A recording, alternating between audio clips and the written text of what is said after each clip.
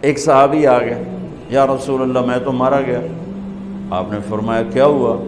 کہ میں روزے کی حالت میں اپنی بیوی سے مل گیا ہوں۔ تو آپ نے فرمایا ٹھیک ہے، ایک غلام آزاد کر دو کفارہ۔ کہنے لگا جی میں غریب بندہ، میں غلام کتھوں لواں؟ آپ نے کہا 60 مسکینوں کو کھانا کھلا دے۔ وہ کہنے لگا میں آپ مسکین ہوں، میں کتھوں روٹی کھواں؟